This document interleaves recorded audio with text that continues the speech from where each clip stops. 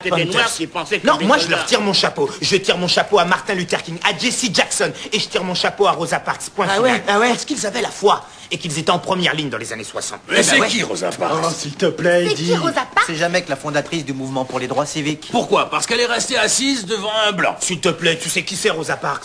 Mais c'était la fatigue. Tu fais quoi, toi, quand t'es fatigué? Tu cherches à t'asseoir? J'ai fait ça dans un bus une fois, moi. Je me suis retrouvé en tôle, et j'ai vu personne pendant une semaine. J'aime pas cette conversation. Tu m'avais pas dit que tu reviendrais plus, toi. Je t'ai déjà prévenu 2 ou 3 fois. Je t'ai déjà prévenu 3 ou 4 fois. Non, attends. Il faut qu'il écoute lui aussi. Assieds-toi. Toi aussi, il faut que t'écoutes. Assieds-toi, Rayford.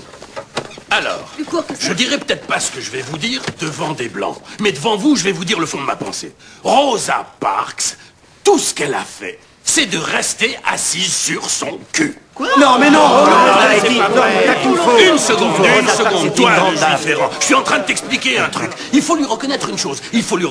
Bon, ce qu'elle a fait, son acte a lancé le mouvement et tout ça. Mais elle a rien fait d'exceptionnel. Non, il y avait une foule de noirs qui prenaient le bus, qui s'asseyaient à une place et qui se retrouvaient en tôle. Et ça longtemps avant Rosa Parks. Seulement, ils sont pas aussi connus. La seule différence entre ces types et elle, c'est qu'elle a travaillé comme secrétaire du NAACP, qu'elle connaissait Martin Luther King et que ça leur a fait de la publicité. C'est tout ce qu'elle a fait. Dire quoi? Je trouve qu'il y a une aigreur dans ce que tu dis qui est à la limite de la haine. Pourquoi, Calvin? Je n'ai aucune aigreur, ni remords, ni regret. Non, je ne regrette rien. Tout ce que je veux dire, c'est que les Noirs doivent apprendre à arrêter de mentir. Il y a 3 choses que les Noirs doivent apprendre un jour à accepter. D'abord, Rodney King. Il l'a cherché, fallait pas rouler bourré et en plus dans une Hyundai. Deuxièmement, O.J. Simpson a tué.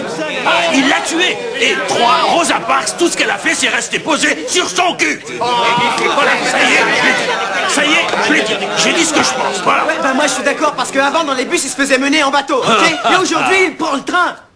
Eddie, non seulement ce que tu viens de dire est faux, mais c'est injuste et irrespectueux de parler de Rosa Parks de cette manière. Exactement. Voilà, doucement. On est dans un salon de coiffure. Un salon de coiffure pour hommes, dans un salon de coiffure pour hommes. Enfin, si on peut plus dire les choses comme on les pense chez le coiffeur, alors où est-ce qu'on peut les dire? On peut plus les dire nulle part, les choses. De toute façon, tout ça, c'est jamais qu'une bonne conversation. C'est tout, c'est une discussion. Dans la boue. Parce que chez le coiffeur, tout le monde est à la même enseigne. Tu sais bien, Oui, on mais ne fait pas quand d'exception. même. T'as le droit de parler de qui tu veux, de ce que tu veux, quand tu veux, chez un coiffeur Mais pour dis hommes. pas de mal de Rosa Parks, c'est dit. Tu as tort. Tu peux parler. Tu as tort. Je suis pas de ce cousin, il y en a marre. T'es tout seul. Je veux te dire une bonne chose. T'as pas intérêt que Jesse Jackson t'entende dire des choses comme ça.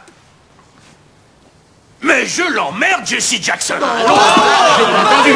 Et t'as bien compris, oui. Mais qu'est-ce qui t'arrive aujourd'hui? Il est où ton sens de l'histoire? Jesse, Randy, Tito, Freddy, Angela, je les prends tous. Mais qu'est-ce que tu racontes? Tu dis n'importe quoi. Dieu, on rigole bien ici.